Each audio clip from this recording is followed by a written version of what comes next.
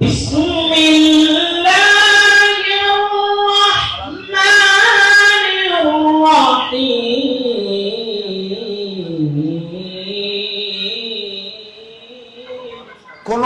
পুরুষ উস্তাদ যদি কোন মহিলা শিক্ষিকা অথবা ছাত্রীকে বিয়ে করতে চায়, এই দুইজনকে মাদ্রাসা থেকে বের করে দিতে হবে। সলিমানুর মহিলা মাদ্রাসা বার্ষিক পুরস্কার বিতরণী দস্তারবন্দি অনুষ্ঠান ও অভিভাবক সম্মেলন প্রধান অতিথি হিসেবে বক্তব্য রেখে ডক্টর আফম খালেদ হোসেন, ধর্ম উপদেষ্টা, গণপ্রজাতন্ত্রী বাংলাদেশ সরকার। আরও বক্তব্য রেখে অধ্যক্ষ আব্দুল্লাহ আমিন আজহারি, উপাধ্যক্ষ ডাক্তার মাওলানা মোহাম্মদ এনামুল হক, সভাপতি মোহাম্মদ মাইনুদ্দিন সাহেব এবং কেরাত পরিবেশন গইজে হাফেজ কারি নাসির উদ্দিন আজহারি এবং বিভিন্ন বিষয় লইনে বক্তব্য রেখে আরও অনেক মুসাসসিরগণ উপস্থিত আছিল। সম্মানিত অভিভাবক, ব্যবসায়ী সহ বিভিন্ন মহলের শ্রোতাবৃন্দ।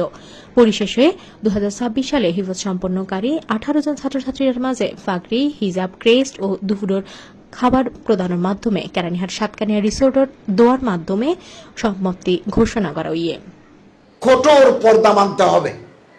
দেয়ার ইজ নো এক্সকিউজ, এখানে কোন রকমের আপোষ নাই।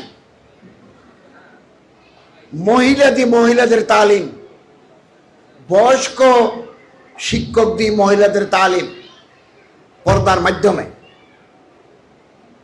কোন পুরুষ উস্তাদ যদি কোন মহিলা শিক্ষিকা অথবা ছাত্রীকে বিয়ে করতে চায়, এই দুইজনকে মাদ্রাসা থেকে বের করে দিতে হবে।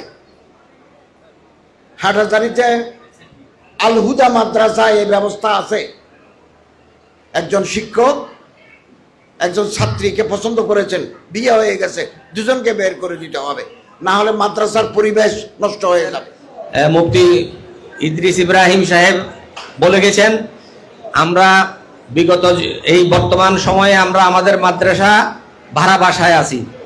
আমাদের এক শুভাকাঙ্ক্ষী জনাব সাহাব মিয়া সাহেব মাদ্রাসার শুরুতেই ওনাকে বললাম, আমরা একটা মাদ্রাসা করতে চাচ্ছি, আপনি আমাদেরকে একটা ফ্ল্যাট দেন। আলহামদুলিল্লাহ, আল্লাহ ওনাকে হায়াত দারাজ করুক। প্রথম কথাতে, প্রথম বাক্যে উনি বলল, ঠিক আছে বাজি লইজো, অনত হন্নান লাগের ফ্ল্যাট ল। আল্লাহর রহমত, উনি আমাদেরকে 2টা ফ্ল্যাট দিয়ে মাদ্রাসা শুরু করাইছেন। এখন আমাদের ওনার বিল্ডিংয়ে প্রায় 6-7টা ফ্ল্যাট আমরা আছি। উনি আমাদেরকে সহনীয় পর্যায়ে ভাড়া ধরেছেন, যতটুক পারেন সহযোগিতা, বিদ্যুৎ বিল সহ উনি প্রতি মাসে আবার একটা ডোনেশনও দেন। আলহামদুলিল্লাহ, আল্লাহর অসীম মেহেরবানি, দয়া। আল্লাহ ওনাকে উত্তম জাযা দান করুক মাদ্রাসার সহযোগিতার জন্য। আরো অনেক শুভাকাঙ্ক্ষী, হিতাকাঙ্ক্ষী আছেন যারা মাদ্রাসার জন্য বিভিন্নভাবে আমাদেরকে সহযোগিতা করতেছেন।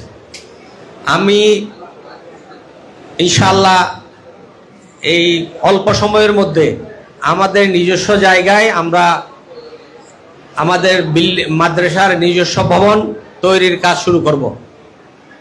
আল্লাহ চাহে তো সবার দোয়া চাচ্ছি। আমি আমাদের প্রধান অতিথি এবং ধর্ম উপদেষ্টারকে বলছি, উনি যতটুক পারে আল্লাহ তাআলা ওনাকে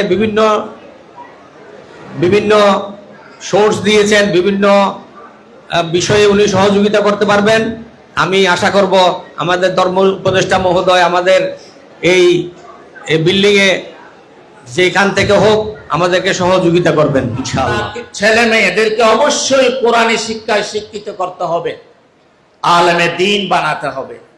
সেই যে ছেলে মেয়েটিকে মাদ্রাসায় দেবেন, দুনিয়ার লাইনে তার দ্বারা কোনো উপকৃত হওয়ার আপনি আশা করবেন না। 1-2 যে ছেলে মেয়ে মাদ্রাসায় দিয়েছেন, তাকে আখিরাতের সামান মনে করে ছেড়ে দেবেন। কত বড় পুরস্কার রয়েছে। রাসূল করিম সাল্লাল্লাহু আলাইহি ওয়াসাল্লাম বলেছেন, জোহু আহসানু মিন জোহি শামস, পিতা মাতাকে যে স্বর্ণের মুকুট পরা হবে, সেই আলো, সেই মুকুটের আলো আমাদের সূর্যের আলোর চাইতে আরো উত্তম এবং আরো তাপ বেশি। সুতরাং লাউ কানাত ফিকুম ফামা জান্নুকুম বিল্লাযী আমিলা বিহাযা, পিতা মাতা কষ্ট করে ছেলে মেয়েকে পড়া দিয়েছেন, তাদের পুরস্কার যদি এত বড় হতে পারে যে কোরআন অনুযায়ী কষ্ট করে শিক্ষা অর্জন করেছেন, শিক্ষা প্রসার করছেন, সারা জীবনে এই অনুপাতে আমল করছেন, তাদের পুরস্কার কত বড় হবে এটা তো বলার ঊর্ধ্বে। আমি দোয়া করছি আল্লাহ কবুল করুক। কিছুক্ষণের মধ্যে আমরা আমাদের ছাত্রছাত্রী যারা ক্লাস ভিত্তিক মেধা তালিকায় 1, 2, 3 হয়েছে তাদেরকে আমাদের পদ্মপুর শিক্ষক শিক্ষিকার মাধ্যমে আমরা পুরস্কার ঘোষিত করব। সেই হিসাবে নাম ঘোষণা করা হবে, সবাই 1000 নাম হিসাবে উপস্থিত হবে, সবার হাতে হাতে নিয়ে যাবে। এরপর পরেই বালিকা শাখার শিক্ষিকাদেরকে দেওয়া হবে কাগজা সহ, তারাও লাইনবদ্ধভাবে পূর্ব দিকে দাঁড়াবে, একজন বিচার এসে সবাইকে হস্তান্তর করবে ইনশাআল্লাহ।